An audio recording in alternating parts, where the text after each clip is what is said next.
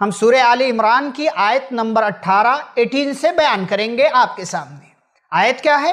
اللہ فرماتے ہیں شہد اللہ انہ لا الہ الا ہوا والملائکۃ واولو العلم قائما بالقسط لا الہ الا ہوا العزیز الحکیم۔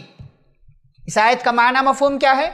اللہ نے گواہی دی ہے اس بات کی کہ اس کے سوا کوئی سچا معبود نہیں ہے، اور فرشتوں نے بھی اس بات کی گواہی دی ہے، اور وَأُولُو الْعِلْمِ قَائِمًا بِالْقِسْطِ، اور علم والوں نے بھی اس کی گواہی دی ہے کہ اللہ کے سوا کوئی سچا معبود نہیں ہے۔ کیسے؟ قائمًا بالقسط، عدل و انصاف کا خیال رکھتے ہوئے، عدل و انصاف کو قائم رکھتے ہوئے اس بات کی گواہی دی گئی ہے کہ اللہ کے سوا کوئی سچا معبود نہیں ہے۔ پھر آگے اللہ نے پھر اسی چیز کو دہرایا، لا الہ الا هو العزیز الحکیم، اس کے سوا کوئی سچا معبود نہیں، وہ غالب ہے، سب سے اوپر ہے، الحکیم، حکمت والا ہے، اپنے تمام فیصلے حکمت کے ساتھ وہ انجام دیا کرتا ہے۔ اب آپ غور کریں، یہاں علماء کا کتنا بڑا مقام اللہ نے ذکر کیا ہے، اہل علم کی کتنی بڑی فضیلت بیان کی ہے کہ اللہ نے جہاں اپنی گواہی کا تذکرہ کیا، جہاں فرشتوں کی گواہی کا تذکرہ کیا، وہیں اللہ نے اہل علم کی بھی گواہی کا تذکرہ کیا کہ جو علماء ہوتے ہیں، جو علم والے ہوتے ہیں، ان کا یہی ماننا ہوتا ہے کہ اللہ کے سوا کوئی سچا معبود نہیں۔ جیسے اللہ نے اپنے معبود ہونے کی بہت ساری نشانیاں دے رکھی ہیں، جیسے فرشتوں نے مانا ہوا ہے کہ اللہ کے سوا کوئی سچا معبود نہیں ہے، ایسے ہی علماء نے بھی، اہل علم نے، علم والوں نے بھی گواہی دے رکھی ہے کہ اللہ کے سوا کوئی سچا معبود نہیں۔ لیکن کون سے علماء؟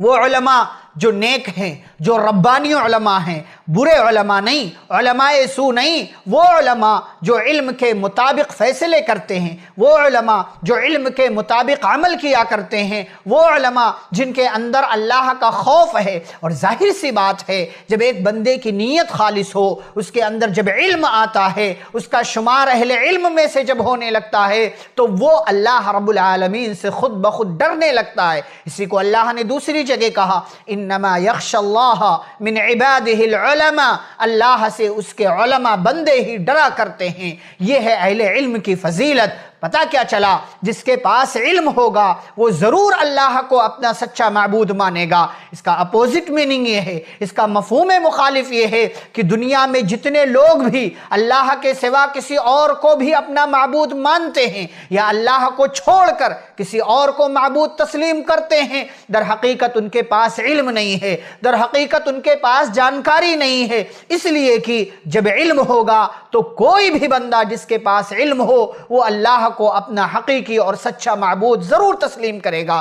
اسی لیے اللہ نے کہا ہے فَاعْلَمْ أَنَّهُ لَا إِلَٰهَ إِلَّا اللَّهُ، جان لو اللہ کے سوا کوئی سچا معبود نہیں، یعنی اللہ رب العالمین کو حقیقی معبود وہی تسلیم کرے گا جس کے پاس علم ہوگا۔ اور دنیا کے اندر آپ دیکھیں جتنی بھی جہالتیں ہیں، جتنے بھی غلط رسوم و رواج میں لوگ مبتلا ہیں، جتنی بھی اس طرح کے خرافات میں، بدعات میں، کفریہ عقائد، شرکیہ عقائد میں لوگ مشغول ہیں، مصروف ہیں، ڈوبے ہوئے ہیں، یہ در حقیقت جہالت کا نتیجہ ہے کہ انہوں نے اللہ کو نہیں پہچانا، اللہ کے بارے میں علم حاصل نہیں کیا، انہوں نے علم کے ذریعے اللہ رب العالمین کی نشانیوں کا علم حاصل کر کے انہوں نے اللہ کے بارے میں جاننے کی کوشش نہیں کی۔ یہ ہے اہل علم کا مقام، یہ ہے علماء کا مقام و مرتبہ۔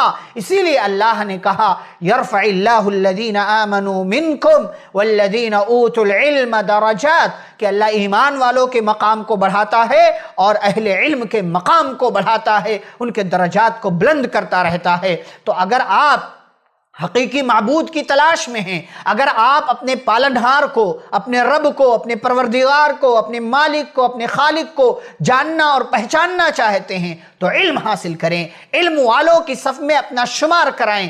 علم حاصل کریں گے، یہ علم آپ کو آپ کے رب، آپ کو آپ کے معبود کی پہچان کرائے گا، کیونکہ یہ اللہ کا وعدہ ہے۔ اس لیے کہ اللہ نے اہل علم کی گواہی کا تذکرہ اپنی گواہی اور فرشتوں کی گواہی کے تذکرے کے ساتھ کیا ہے۔ اللہ رب العالمین ہم سبھی کو صحیح معنوں میں مسلمان اور مومن بننے کی توفیق عطا فرمائے، آمین۔ وصلی اللہ علی النبی الکریم، والسلام علیکم ورحمۃ اللہ وبرکاتہ۔